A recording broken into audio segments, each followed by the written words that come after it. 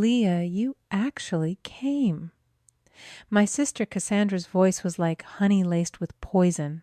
It cut through the polite murmur of the Napa Valley charity auction, and a ripple of polite laughter spread through her circle of vineyard owners and socialites. "I wasn't sure if your little marketing job left you any time for, well, for us. My name is Leah. I'm a wine marketing specialist.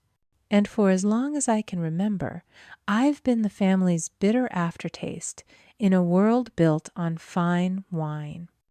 I stood there, the crystal glass cool against my skin, and let her words wash over me. That was my role in this family.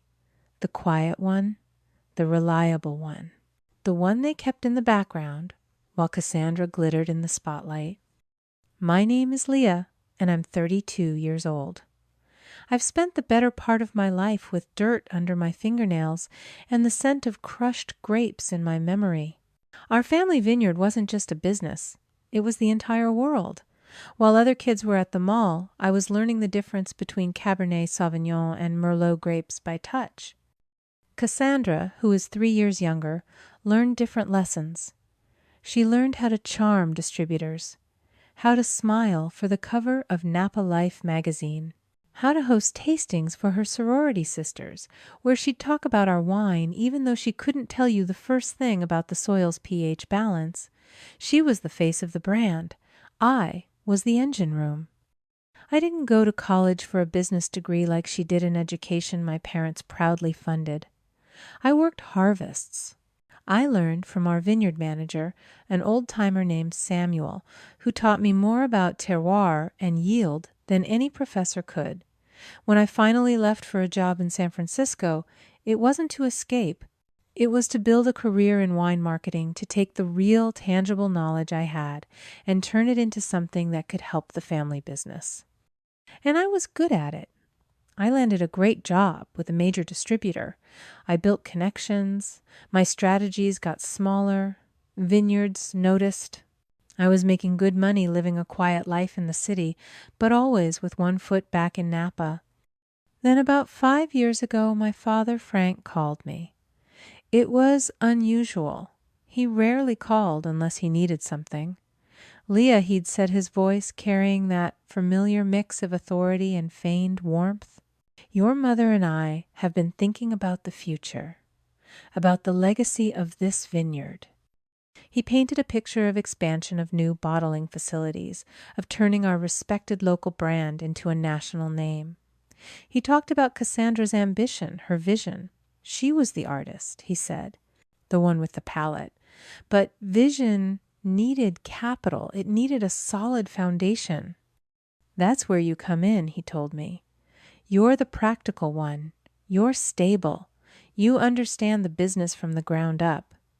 He proposed something new, the Henderson Family Fund, a joint account where we'd all contribute a war chest for the vineyard's future.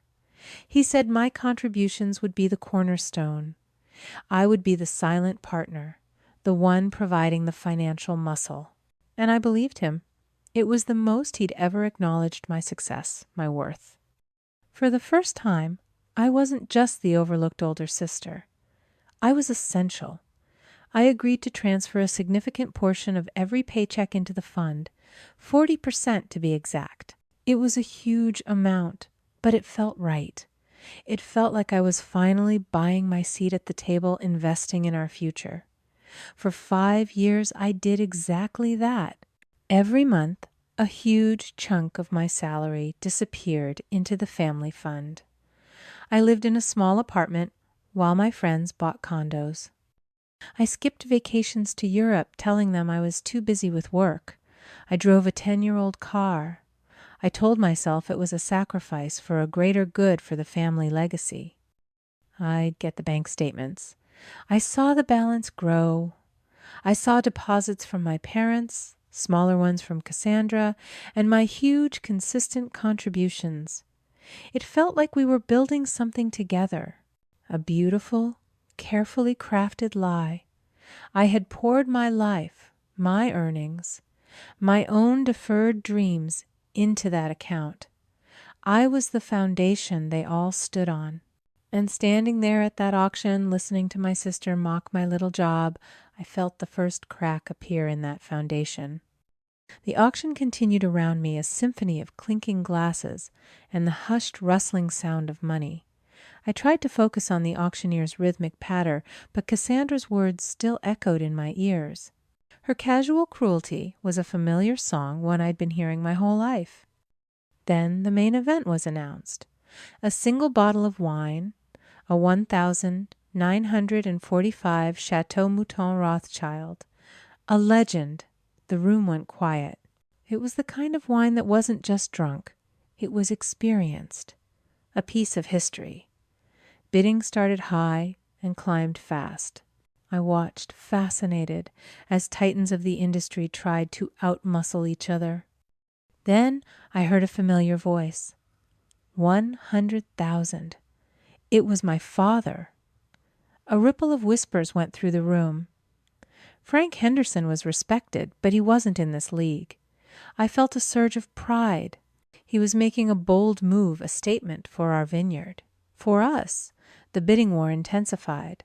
A rival from Sonoma pushed it to 120. My father, calm and resolute, countered with 130. It went on like this, a tense back and forth, until the room fell silent after my father's final bid. $150,000 sold. Applause erupted. My father, beaming, was handed the microphone. He looked out at the crowd, at the pillars of the Napa community. Thank you. He began, his voice filled with emotion. Legacy isn't just about land or grapes. It's about family. It's about celebrating the moments that matter. He paused, looking directly at my sister. And tonight, I want to celebrate my wonderful daughter, Cassandra, whose birthday is just around the corner. This is for you, sweetheart. He raised the bottle. The crowd cheered again. Then he delivered the final devastating line. And I'd like to extend a special thank you to our entire family, whose contributions to the Henderson Family Fund made this beautiful gift possible. The applause was deafening, but I couldn't hear it. All I could hear was a roaring in my ears. The blood drained from my face, my money, my 40%, my skipped vacations, and secondhand furniture. It had all just been turned into a public monument to Cassandra's perfection. He hadn't bought a bottle of wine. He'd bought my sister a trophy, and he'd used my life to pay for it. You might be wondering how a family can be so cruel, so openly and casually, how they could stand there smiling while using one daughter's sacrifice to celebrate the other. It's a question I asked myself for years, and the answer is a psychological trap, a quiet, insidious system called the golden child, divided by black sheep dynamic. In this system, family isn't about love, it's about roles. Cassandra was the golden child. She was the vessel for all their hopes, the billboard for their success. Her victories were their victories. She was an extension of their ego. And me, I was the black sheep. Not because I was bad, but because my role was different. My role was to be the workhorse, the provider, the one who carried the burdens so the golden child could shine. In that twisted ecosystem, their behavior wasn't cruel. It was normal. It was simply the way things were meant to be. And you might be asking yourself, why did you just stand there? Why didn't you scream? Why didn't you walk away? The truth is, I couldn't. Because for years, I had been living in a prison without bars. It's a concept psychologists call learned helplessness. When you spend your entire life having your efforts dismissed, your worth denied, your voice silenced, you learn that fighting back is pointless. You learn that staying quiet is how you survive. Every time I had tried to stand up for myself as a child, I was told I was being too sensitive or dramatic. My silence wasn't weakness, it was a scar. It was a survival strategy I had perfected over 32 years. It was the invisible chain around my neck, and in that moment, as everyone in that room applauded my own humiliation, it felt heavier than ever. I just stood there, a ghost at my own funeral. The room was a blur of smiling faces, all turned toward my father and sister. Cassandra was holding the bottle of wine, like a scepter, her face glowing. My father had his arm around her, the picture of a proud patriarch. They were celebrating with my money, with my sacrifices, with the life I had put on hold for them. I felt a hand on my arm. It was one of my father's business associates, a man named Robert. "Your father is a generous man," he said, his eyes on the stage. "That's quite a gift." I just nodded, unable to form words. Generous. That was one word for it. The party swirled back to life around me, but I was no longer part of it. I was an observer watching a play I hadn't realized I was the unwilling star of. I saw my mother, Patricia, moving through the crowd, accepting congratulations on Cassandra's behalf. She looked radiant. She caught my eye from across the room and gave me a small, tight smile. A smile that said, "Play along." A smile that said, "Don't you dare ruin this." I made my way to the edge of the terrace, needing air. The cool Napa evening felt sharp against my hot skin. I stared out at the rows of grapevines, their dark leaves rustling in the breeze. This was my legacy, too. I had worked in these fields. I had bled for this land. And I had just been told in front of everyone who mattered that I was nothing more than a funding source. Then a change. A sudden hush fell over the garden. The laughter and chatter died down. I turned to see what had caused the interruption. A woman was walking slowly, deliberately from the main house onto the terrace. She used a simple wooden cane, not for support, but more like a scepter of her own. She was small, and her hair was a cloud of white, but she moved with an authority that silenced the entire party. It was my grandmother, Eleanor. She hadn't attended a family event in years.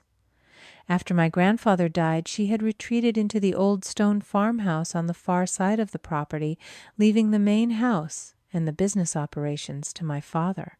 We all assumed she was content to live out her days in quiet solitude, but there was nothing quiet about her presence now. Her eyes, the color of a winter sky over the dormant vines, swept across the crowd and landed on my father. He looked like he'd seen a ghost. "Mother," he said, his voice strained. We didn't expect you." "Clearly," she said. Her voice was thin, but it cut through the silence like a shard of glass.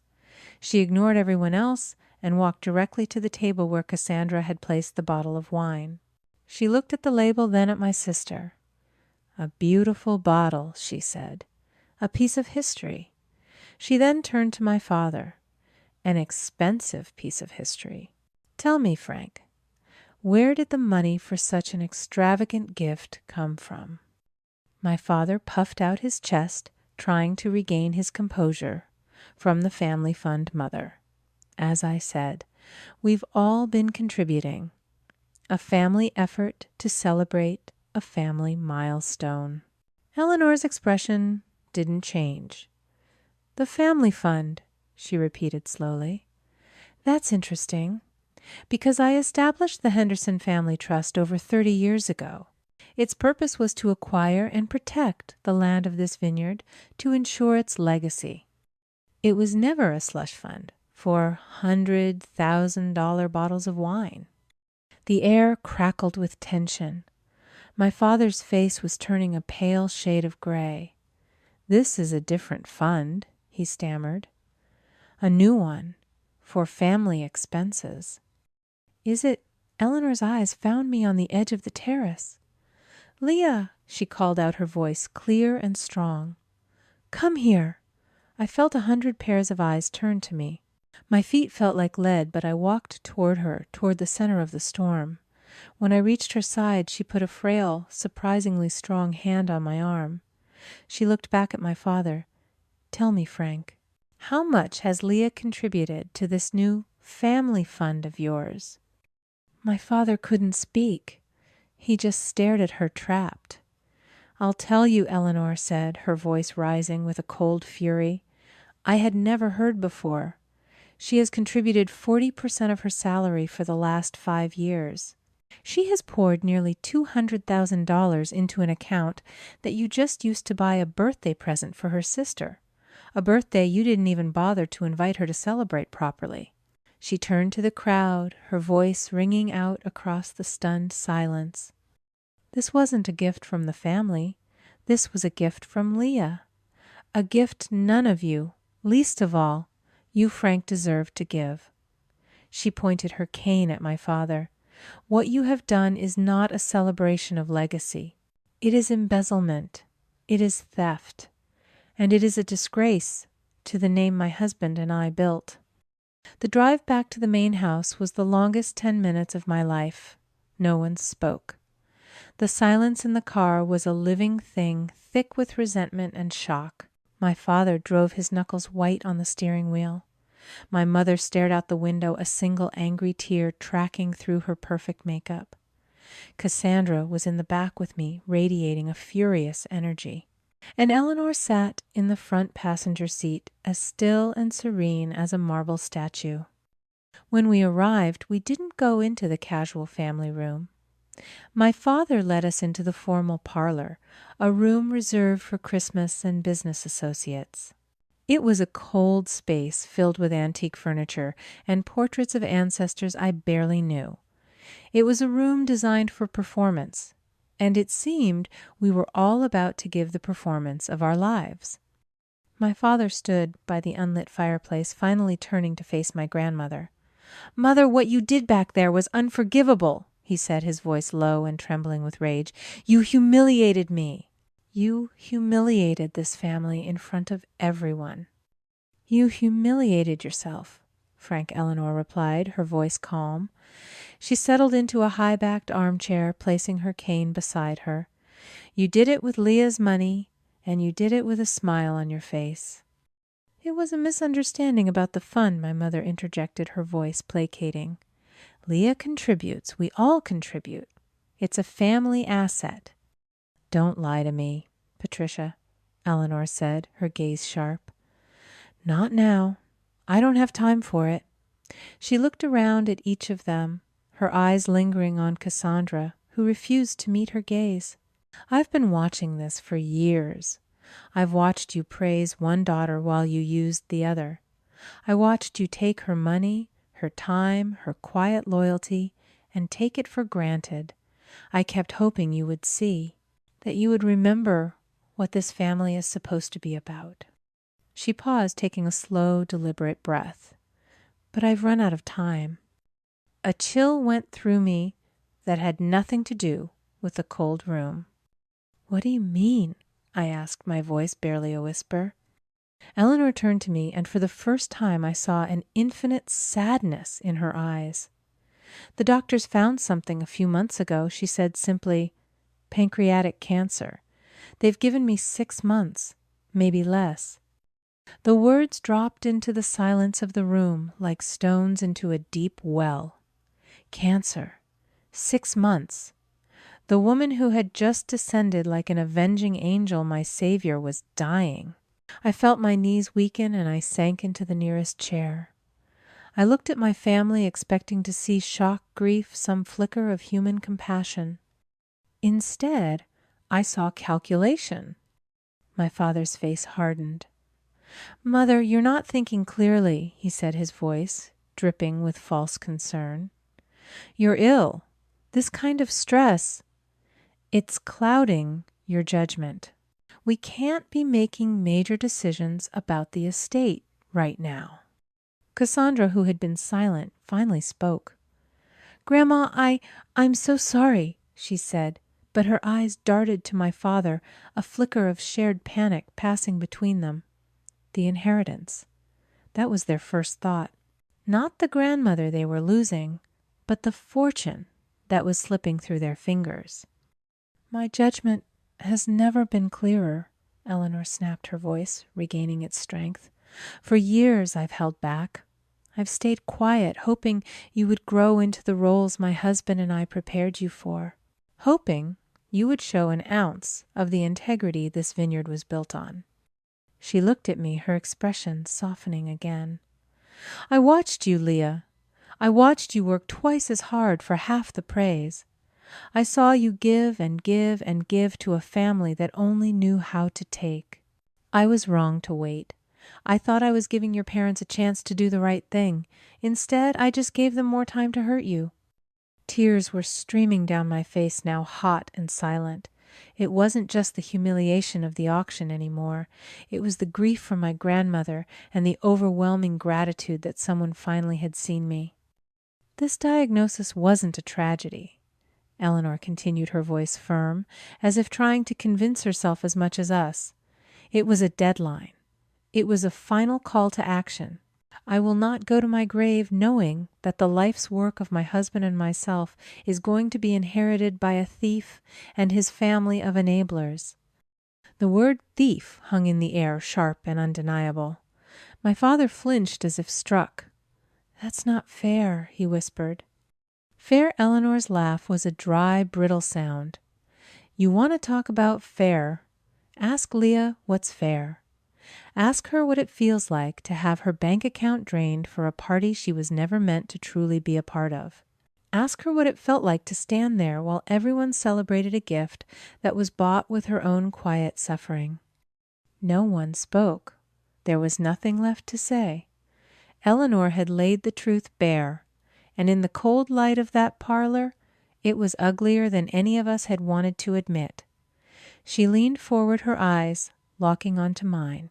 This isn't about punishing them, Leah, she said softly. This is about restoring balance. This is my last act, my final harvest, and I intend to make sure the yield goes to the one who actually tended the soil. My father looked like he'd been hollowed out. All the bluster, all the righteous anger was gone.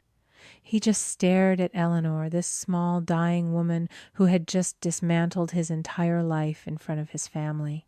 That's not what happened, he finally managed, his voice a dry rasp. You don't know what you're talking about. Eleanor's gaze didn't waver.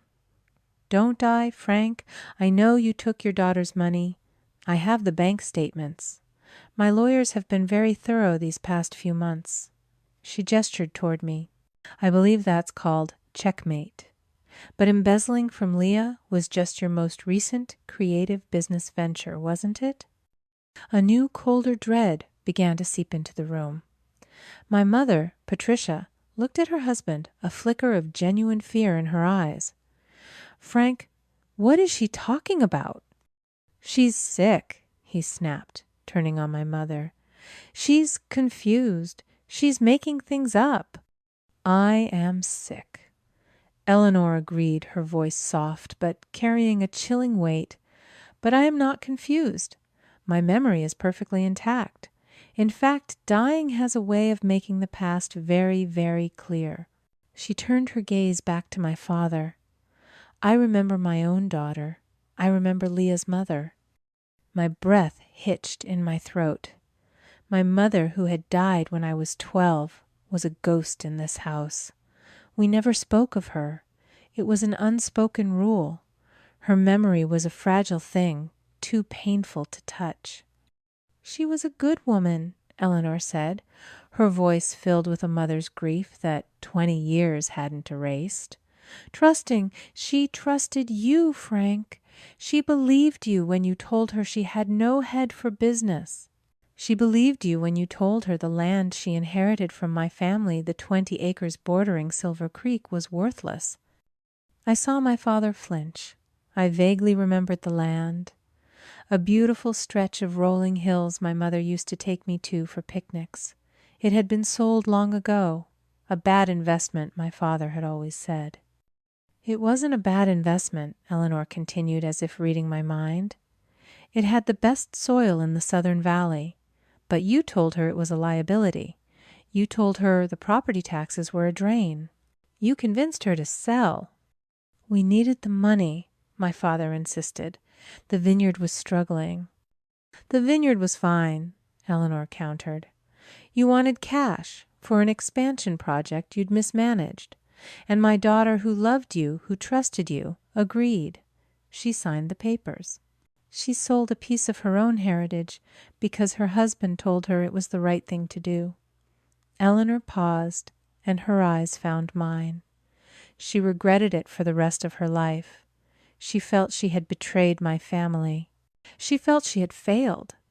You made her feel that way. The weight of that old forgotten sadness pressed down on me. I remembered my mother in those last few years. Quieter, sadder. I had been too young to understand why. "But here's the part of the story you never told anyone, isn't it?" Frank Eleanor leaned forward, her voice dropping to a conspiratorial whisper. "You told her you found a private buyer, an investment group from out of state. You said it was a miracle you got the price you did." "It was a fair price," my father muttered, his eyes on the floor. "Was it?" Eleanor asked. "Because in the last 3 months my lawyers have been very busy. They traced that sale. The investment group was a shell company, a company with a single director, you." "The air left my lungs," Cassandra gasped. My mother put a hand to her mouth, a look of genuine horror on her face. "You bought your own wife's inheritance for pennies on the dollar." Eleanor's voice was like ice. "You made her feel like a failure for selling it, while you pocketed the difference. And then you did something even more brilliant." She looked at my father with something that wasn't admiration, but a kind of fascinated disgust. "You held on to that shell company for 6 months, just long enough for the dust to settle. And then you sold that land for 10 times what you paid for it to a group of young, ambitious winemakers who were just getting started. A group that today is our biggest rival." She let the silence hang in the air for a moment before delivering the final devastating blow. "You sold your wife's legacy to Silver Creek Vintners." The silence that followed Eleanor's words was a different kind of quiet. It wasn't the respectful hush of the auction or the tense quiet of the parlor. It was the dead silence of a tomb. The air was thick with the ghosts of 20 years of deceit. My mother, Patricia, looked at my father with a horror that was for the first time completely genuine. She hadn't known. That much was clear. She had been his accomplice in my mistreatment, but she had been a victim of this other deeper betrayal. Cassandra was the first to break. She let out a sound, a choked, wounded sob, and fled the room. We heard her footsteps pounding up the grand staircase, followed by the slam of her bedroom door. My mother stood up, her movements stiff and robotic. She didn't look at my father. She didn't look at anyone. She just walked out of the room, leaving my father, Eleanor, and me alone in the mausoleum he had built. "You should go, Leah," Eleanor said softly, her strength, finally, seeming to ebb. She looked frail in the dim light, her fury replaced by a profound weariness. "This is no longer your battle to fight. I wanted to stay. I wanted to help her, but I didn't know how." I looked at my father, this man who was a stranger to me now, a monster wearing my father's skin. He was just standing there, a statue carved from shame, his face ashen. He didn't look up as I walked out of the room, out of the house, and into the cool night air. The drive back to San Francisco was a blur. I didn't cry. I felt hollowed out, scraped clean of emotion. The truth was too large, too monstrous to process. My father hadn't just used me. He had cheated my mother. He had built his kingdom on a foundation of lies, and I had been unknowingly helping him cement the stones. The next few days were quiet, too quiet. I expected frantic calls, angry texts, but there was nothing. It was the silence of a coming storm. The news, when it started to trickle in, didn't come from them. It came from the industry. Napa Valley is a small, insular world, and secrets don't stay secret for long. Whispers from the auction had already started to circulate. My friend Chloe, who worked for a competing winery, was the first to call. "What the hell happened at that charity event?" she asked, her voice a mix of awe and concern. "People are saying Eleanor Henderson made an appearance and basically accused your dad of, well, of everything." "It's complicated," I said, the understatement of the century. Complicated Leah, our distributor, just called a crisis meeting about the Henderson account. They're talking about dropping you guys. The word is that your family fund is a fraud, and that Frank is in serious financial trouble. People are spooked. And so it began. Not with a bang, but with a series of quiet, devastating phone calls behind closed doors. The empire built on image was beginning to crumble under the weight of truth. The frantic call from my mother came a week later. I was at my apartment staring out at the fog rolling over the bay when her name flashed on my screen. I almost didn't answer, but I did. "This is your fault," she hissed, skipping any pretense of a greeting. "All of it. The distributors are dropping us. The bank is calling about our credit lines. People we've known for 30 years are crossing the street to avoid me. You've destroyed us." "I didn't do anything, Mom," I said, my voice eerily calm. "I just stood there while Eleanor told the truth." "You and your truth," she shrieked. "What about loyalty? What about family? You should have defended your father." "Defend him? He stole from my mother. He stole from me. He built this family on lies. What am I supposed to defend?" "He's your father," she cried, her voice breaking with a desperation that was almost pathetic. "He's crumbling. He hasn't left the house in a week. Cassandra won't even speak to him. This is tearing us apart, and you just stand by and watch." "Yes," I said, "I do. You all made your choices. These are the consequences." I hung up before she could respond, my hand steady. The old Leah would have felt a pang of guilt. The old Leah would have wondered if she'd gone too far. But the woman who had sat in that parlor and heard the story of her mother's betrayal felt nothing but a cold, hard sense of finality. The panic in Napa must have reached a fever pitch, because a few days later I saw the announcement.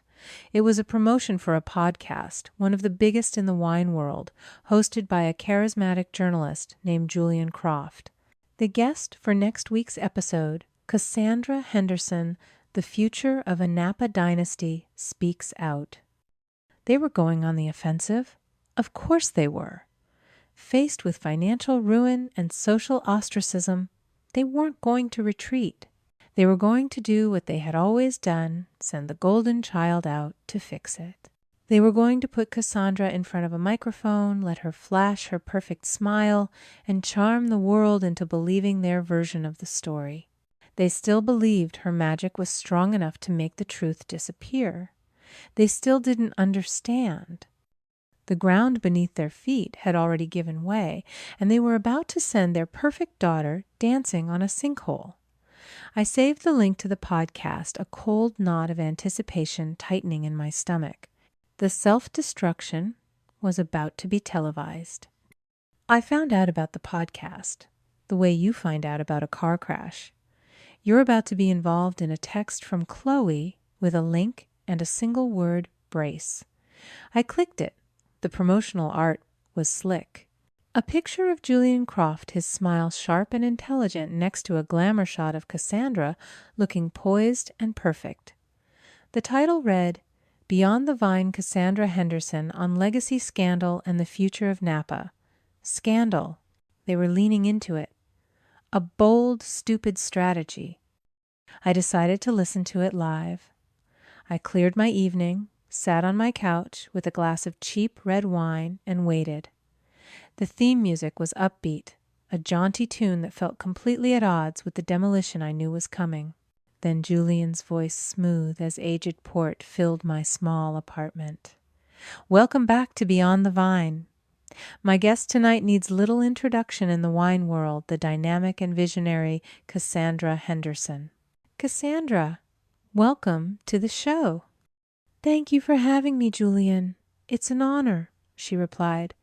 Her voice was flawless, warm, confident, every syllable polished to a high shine. For the first 20 minutes, it was a master class in public relations. She talked about her passion for the terroir, her vision for modernizing the Henderson brand, the unbreakable bond of her family. She told a charming anecdote about my grandfather teaching her to taste grapes as a child, a story that was actually mine. I felt a familiar dull ache. She was so good at this, at stealing pieces of my life and wearing them like her own. I could almost believe her. If I didn't know the truth, I would have been captivated. Here was this brilliant young woman, the heir to a Napa dynasty, so poised, so dedicated.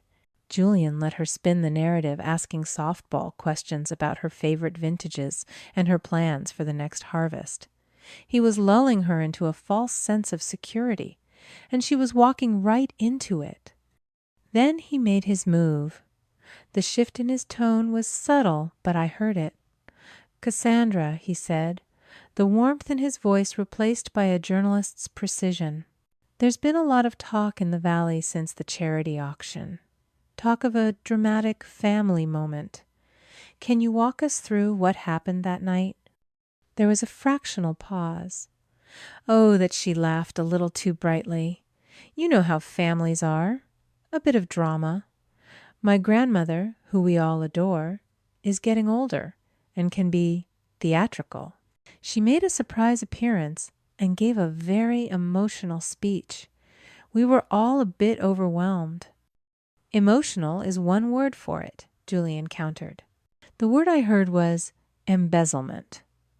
She accused your father of stealing from your older sister Leah to buy you that $150,000 bottle of Mouton Rothschild. Is there any truth to that? Another pause, this one longer. That's a complete mischaracterization, Cassandra said, her voice a little tighter now. My sister Leah has been a valued contributor to our family fund for years. It was a joint family purchase, a symbol of our collective success.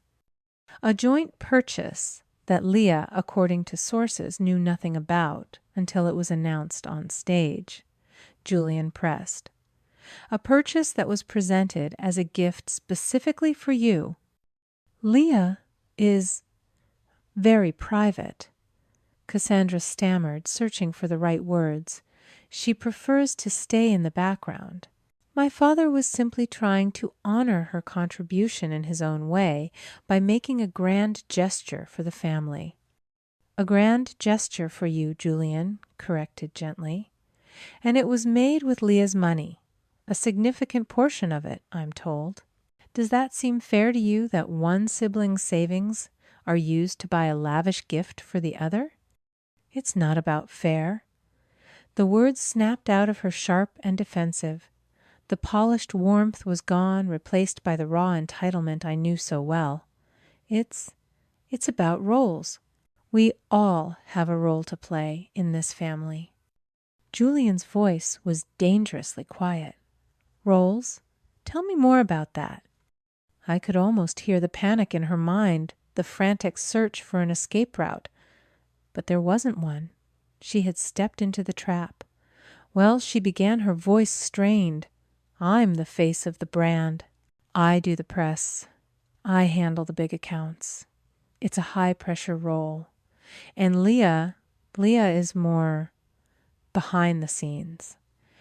She's always been the responsible one, the one who helps keep things stable. We all contribute in our own way.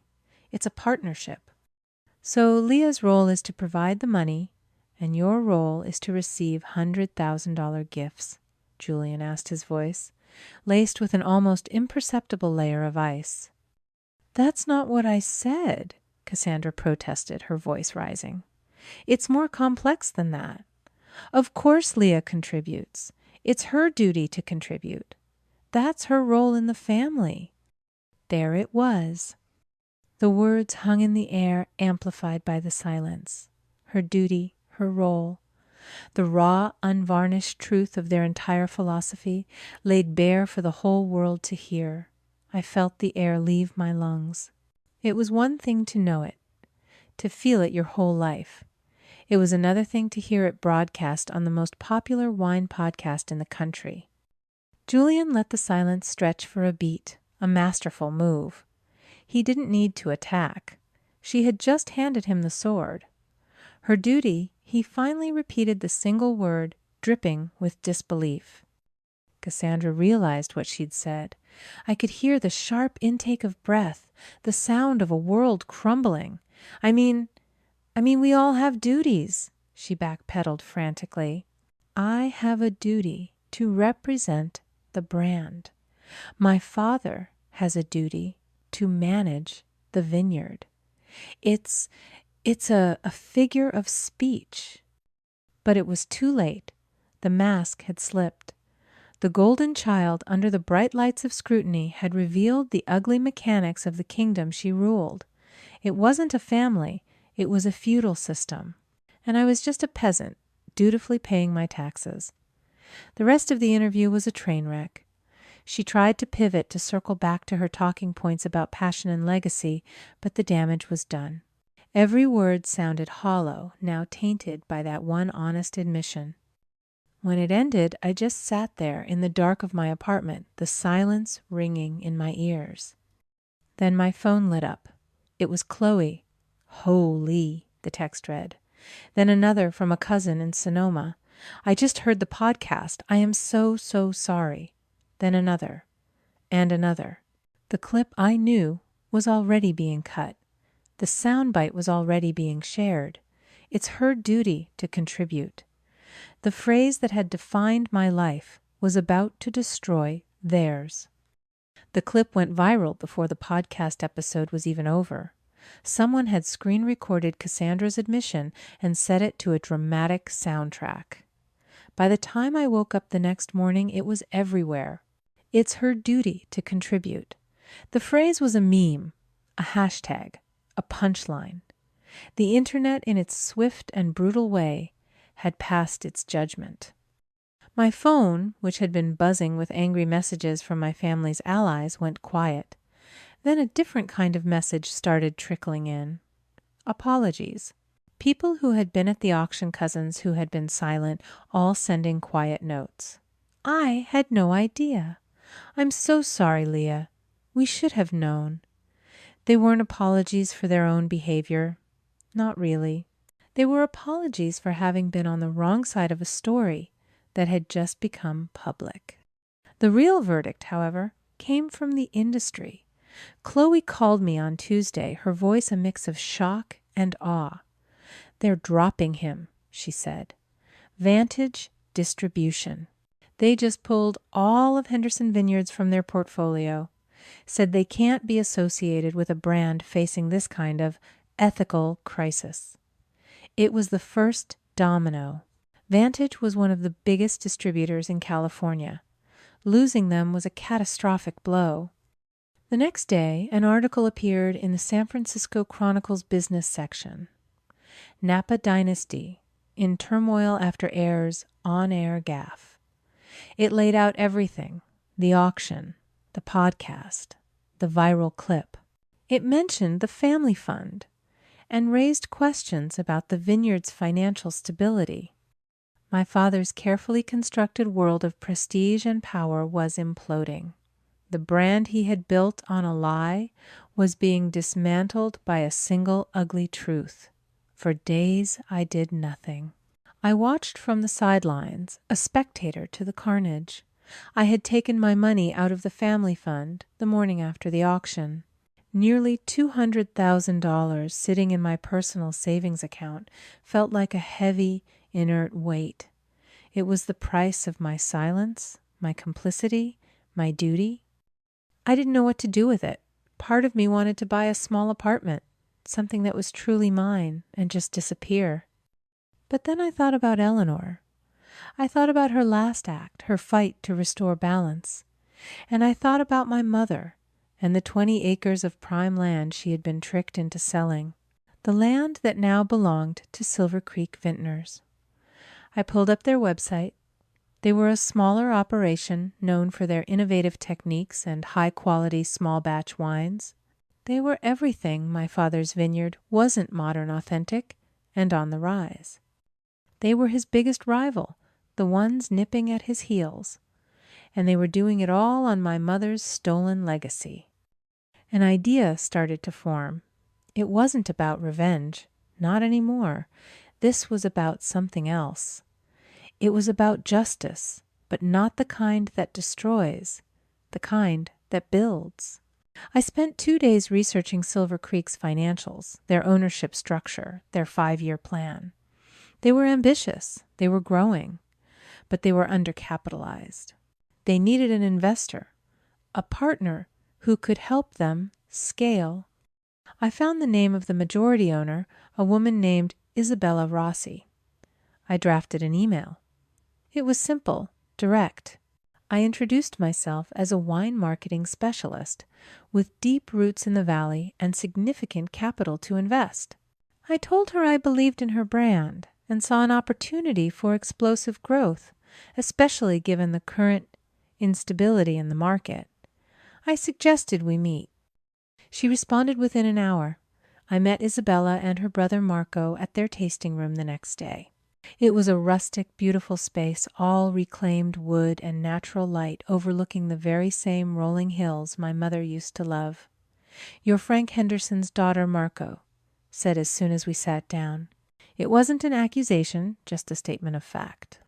"I am," I said, meeting his gaze. "But I'm here because my mother was Eleanor's daughter." I laid out my proposal. I didn't just want to be a silent investor. I wanted to be a strategic partner. I had the capital to fund their expansion, and I had the marketing expertise to take their brand to the next level. I knew my father's business from the inside out. I knew their distributors, their vulnerabilities, their weaknesses. I could help Silver Creek not just compete, but dominate. Isabella was sharp. "You want to use us to destroy your father." "No," I said, and I was surprised by how much I meant it. "My father is destroying himself. I want to build something on the land he stole from my mother. I want to create a legacy based on honesty and quality, not image and deceit. I want to honor my grandmother who fought for me. This isn't about him. This is about them, and it's about me." We talked for 2 hours. I walked them through my marketing plan, my distribution strategy, my vision for the brand. By the end of the meeting, we were no longer adversaries circling each other. We were partners sketching out the future on the back of a napkin. The deal was finalized a week later.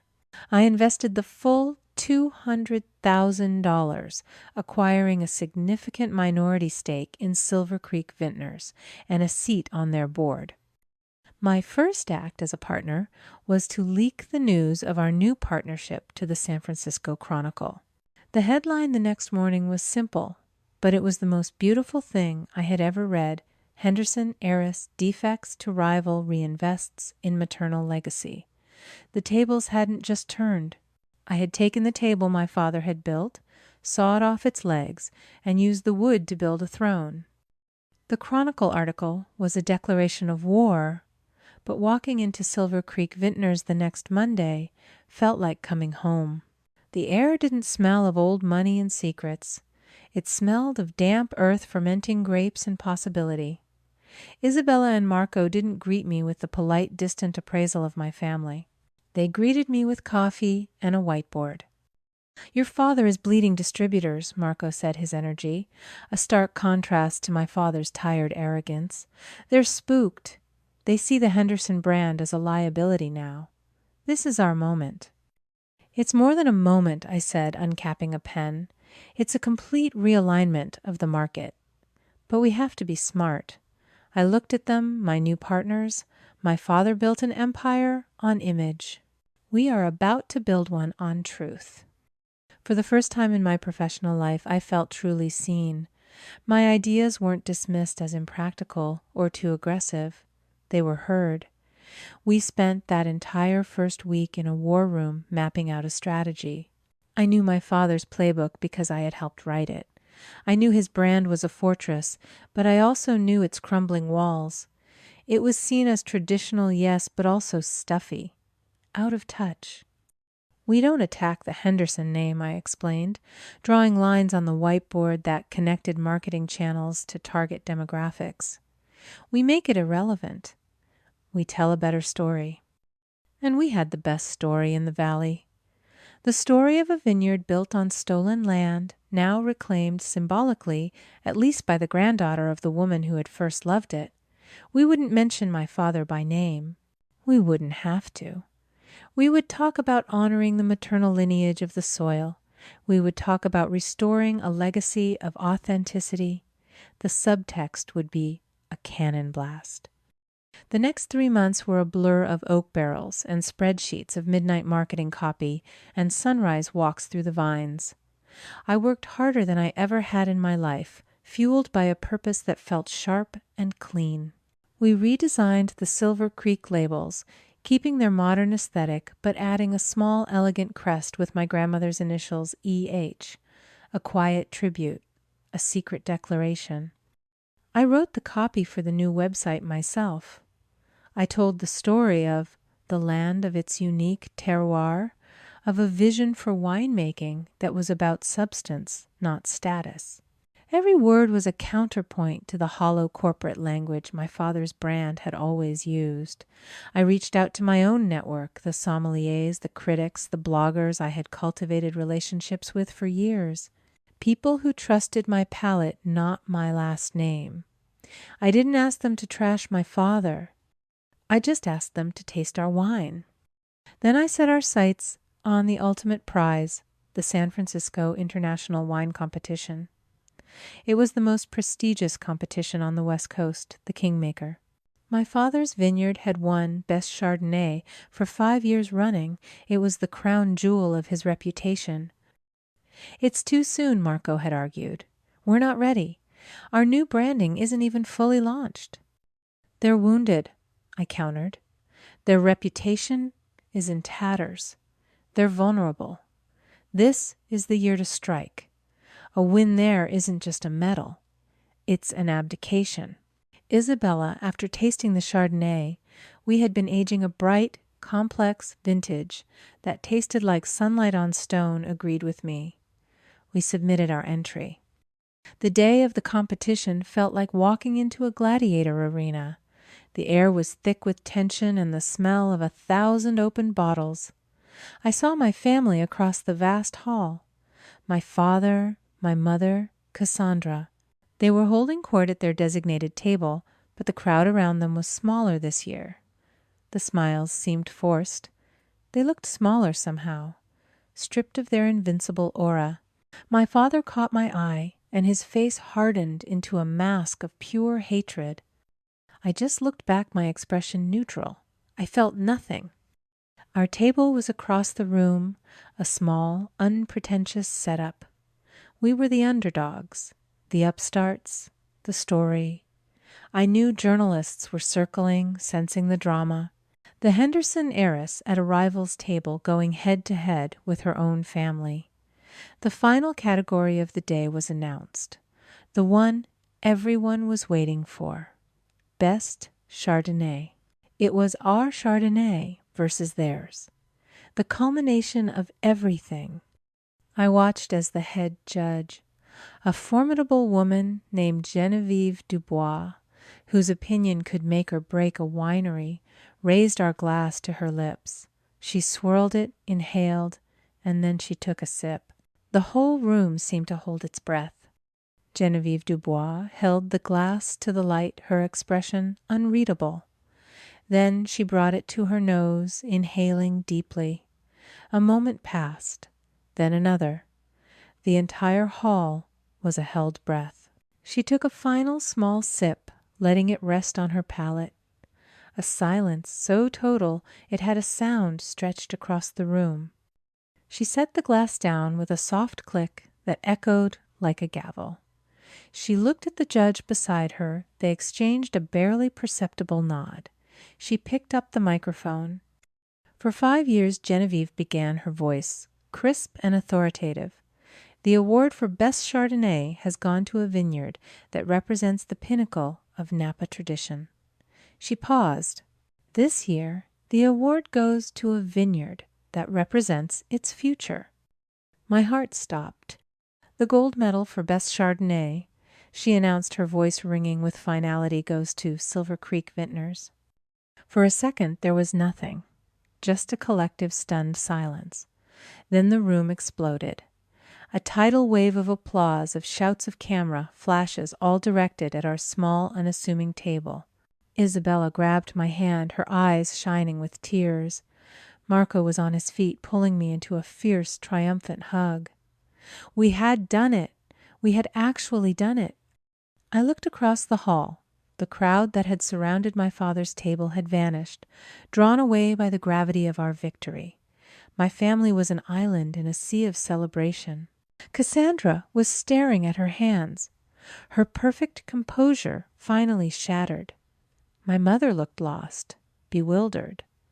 And my father was looking directly at me. His face was a mask of shattered pride, of disbelief, of a hatred so profound it was almost breathtaking. In his eyes I saw the end of an era, the crumbling of an empire built on my mother's stolen land and my own stolen future. We were mobbed, journalists, distributors, fellow winemakers, all wanting to congratulate us, to hear our story, to taste the wine that had dethroned a king. As I answered questions and accepted handshakes, I felt a strange sense of calm settle over me. This wasn't the wild, giddy triumph I might have expected. It was something deeper, a quiet, solid sense of rightness, of balance restored. As the crowd finally began to thin, I made my way across the hall, not to them, but toward the exit. I had to pass their table. They were packing up my father, stuffing brochures into a briefcase with shaking hands. My mother was speaking to him in a low, furious whisper. Cassandra just sat there, staring into space. None of them looked up as I walked past. I didn't say a word. I didn't need to. The most devastating thing you can do to people who demand your attention is to give them your silence. The months that followed were a quiet, brutal dismantling. My father's distributors, seeing the Henderson brand as a tainted losing bet, began to defect to us. Restaurants that had carried his wine for a generation quietly replaced it with Silver Creek. The Henderson vineyard, unable to sustain the weight of its own arrogance and scandal, was sold for parts a year later. The land, the equipment, the name, all auctioned off to pay the debts my father had hidden for years.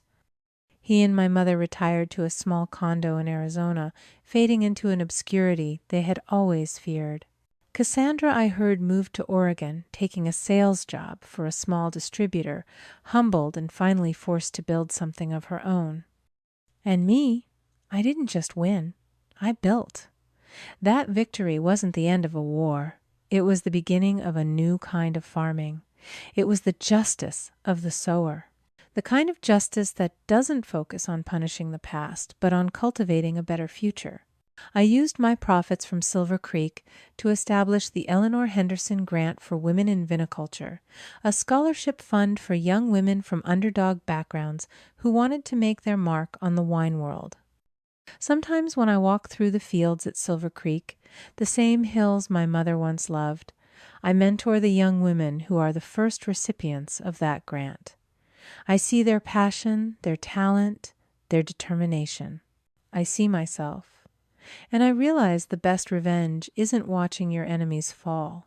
It's building something beautiful in the space they occupied, something so full of life and truth and purpose that it completely eclipses their bitter legacy. It's creating a harvest so abundant it starves their memory of any power. That is a vintage that never loses its flavor.